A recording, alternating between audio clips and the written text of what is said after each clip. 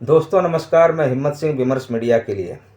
आप जानते ही होंगे कि पिछले 10 सालों से जब से आ, मोदी सरकार आई है, तब से लेके लगातार तमाम जो सार्वजनिक संस्थान हैं उनको बेचने और बड़ी-बड़ी जो मल्टीनेशनल जो जायंट्स हैं, भीमकाय जो कंपनियां हैं, उनकी नज़र यहाँ की जो सार्वजनिक संस्थान हैं, वो भी जिसमें वित्तीय जो सार्वजनिक संस्थान हैं, जैसे एलआईसी हो गया, जनरल इंश्योरेंस हो गए, उन पे गिद्ध की नज़र उनकी पड़ी हुई है।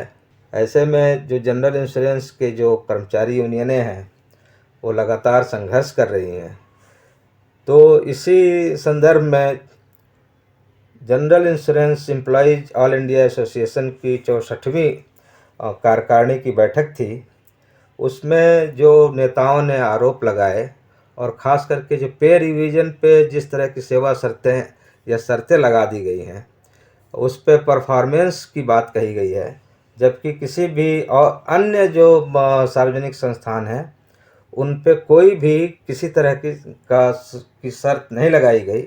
केवल और केवल जनरल इंश्योरेंस के कर्मचारियों के लिए शर्तें लगाई गई हैं, ताकि उनका वेतनमान न बढ़े या उनकी जो विसंगतियां हैं उसको दूर न करें और धीरे धीरे करके ये कर्मचारी यहाँ से छोड़ के भाग जाएं, ताकि इनको बेचने में आसानी हो। तो लेके चलते हैं आपको इसी तरह के एक प्रेस कॉन्फ्रेंस में, जहाँ नेताओं ने बहुत गंभीर आरोप लगाए। वर्किंग कमेटी मीटिंग आज इस गुवाहाटी में संपन्न हो रही है और इस वर्किंग कमेटी के माध्यम से हमारी सरकार से ये मांग है कि जिस तरह से बैंक कर्मचारियों का वेतन करार हुआ है, जिस तरह से एलआईसी कर्मचारियों का वेतन करार हुआ है, उसी धरती पर जनरल इंश्योरेंस यानी सर्वसाधारण बीमा कंपनियों के जो कर्मचारी हैं उन्हें भी वेतन करार मिलना चाहिए, जो कि हमारे साथ में पिछले चार्टर के वक्त, पिछले वेतन करार के वक्त एक जुल्मी कंडीशन शर्त वहाँ पर डाली गई कि प्रॉफिट लिंक से आपका वेतन करार रखेंगे। तो ये सरासर जुल्म है। जो शर्त किसी भी पब्लिक सेक्टर में नहीं है, उस तरह की शर्त हमारे ऊपर थोपी गई है। जब जनरल इंश्योरेंस कंपनियां जो है देश के ऊपर किसी भी तरह की महामारी आने दो, नैसर्गिक आपत्ति आने दो या किसी भी तरह का संकट देश के ऊपर आने दो, तो इस सर्वसाधारण बीमा कंपनियों ने राष्ट्र को सबसे पहले मदद का हाथ आगे किया है। तो इस तरह की ये जो भेदभाव की जो नीति हमारे साथ में हो रही है, उसके खिलाफ हम लड़ रहे हैं। सरकार से हमारी मांग है कि इस तरह की जो शर्त उन्होंने डालकर रखी है वेतन करार के लिए, उसको तुरंत उसको खारिज कर दे और एलआईसी और बैंक की तरह हमें भी अपने कर्मचारियों को वेतन करार का लाभ दिलाया जाए, ये हमारी सबसे प्रमुख मांग है।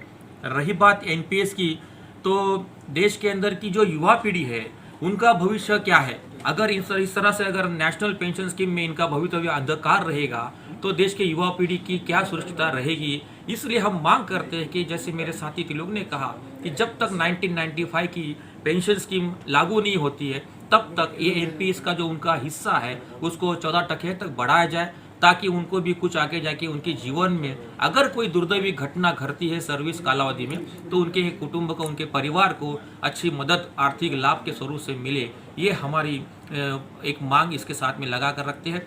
फैमिली पेंशन के बारे में तो हम ये कहना चाहते हैं, एक तरफ सरकार कहता है वन नेशन वन इलेक्शन, तो हम चाहते हैं कि वन नेशन वन पेंशन ये सभी को लागू होना चाहिए। क्योंकि फैमिली पेंशन में अगर बैंकिंग इंडस्ट्री को 30% आप परिवार को देते हो बढ़ोतरी, एलआईसी को आप 30% बढ़ोतरी देते हो, तो इस तरह का भेदभाव इस देश के नागरिक को क्यों आप कर रहे हो? सर्वसाधारण बीमा कर्मचारियों के परिवार क्या परिवार नहीं है? क्या वो भी अपनी जिंदगी इस तरह से स्वाभिमान से जीने लायक नहीं है? तो हम कहते हैं कि ये दिल की बात है। मोदी जी कहते हैं कि मन की बात है, तो हमारे भी ये परिवार की मन की बात आप सुन लीजिए। उनको भी 30% की बढ़ोतरी देकर उन्हें भी एक स्वाभिमान की जिंदगी जीने का मौका इस व्यासपीठ के ऊपर से हम मांग करते हैं, वो भी देना चाहिए। साथ ही साथ इस इंडस्ट्री के अंदर अलग अलग तरीके से फेरफार किए गए हैं, बदलाव किए गए हैं बाहर की एजेंसियों के सलाह मशवरे के बाद। हमारी ये मांग है इस इंडस्ट्री के अंदर चेयरमैन से लेकर ट्रेड यूनियन के काफ़ी अच्छे अभ्यासु जो बुद्धिमान लीडर्स है, उनकी सलाह लेकर इस इंडस्ट्री के अंदर एक अच्छा सर्जरी किया जाए। सर्जरी किया जाए। मैं सर्जिकल स्ट्राइक नहीं कहूँगा, मैं कहूँगा एक सर्जरी करने वाले यही प्रॉपर लोग हैं। इस इंडस्ट्री की बीमारी की जड़ क्या है, इस इंडस्ट्री की जो लीकेजेस का है, ये इन तज्ञों को ही पता है, ना कि किसी बाहर की एजेंसी को। तो ये इस तरह इंडस्ट्री को अगर सुधारना चाहते हो, इसको अगर आर्थिक तरह से सक्षम करना चाहते हो, तो हमारे जो कर्मचारी वर्ग है, जो वरिष्ठ पदाधिकारी है, ऐसे लोगों से सलाह मशवरा कर इस इंडस्ट्री को भी मजबूत किया जाए। साथ ही साथ तो पिछले 20-25 साल में इस इंडस्ट्री में किसी भी तरह की नौकर भर्ती नहीं मिली है। तो हम चाहते हैं कि जिस तरीके से जो निवृत्ति हो रही है, जो रिटायरमेंट्स हो रहे हैं, लगातार जो रिटायरमेंट्स हो रहे हैं, उसके बाद एक काफ़ी वहाँ पर वैक्यूम क्रिएट हुआ है। तो इस वैक्यूम को फिलअप करके जो तनाव आज के जो कम मैन पावर में आज आप ज़्यादा से ज़्यादा काम हमारे लोगों से निपटा रहे हो, एक आदमी अगर 5-10 आदमी का काम करता है तो काफ़ी प्रेशर में है। तो इनका जिम्मेदारी थोड़ा सा अगर कोई युवा पीढ़ी को दिया जाए रिक्रूटमेंट करके, तो युवा पीढ़ी को रोजगार भी मिलेगा और इंडस्ट्री का काम भी एक नई एनर्जी के साथ, नई ताकत के साथ में चल सकता है। और भी हमारी इस वर्किंग कमेटी के माध्यम से एक मांग है, हम चाहते हैं कि हमारी कंपनियों का भी मर्जिंग किया जाए। सम्माननीय कैलाशवासी अरुण जेटली साहब ने एक प्रस्ताव रखा था कि 3 कंपनियों को एकत्रीकरण किया जाए, उनका भी मर्जिंग किया जाए। हम चाहते हैं चारों कंपनियों का मर्जिंग किया जाए। जीआईसी रील जो है कंपनी, वो इस कंपनी को लीड करे जिस तरह से पहले 20 दशक पहले था, 2 दशक पहले, तो उसी तरह से अगर लीड करेगी तो मैं समझता हूँ राष्ट्र की सेवा करने के लिए ये सभी कंपनी एक LIC की तरह एक बहुत मजबूत ताकत, आर्थिक ताकत बनकर देश की सेवा करेगी। ये हमारी प्रमुख मांग है।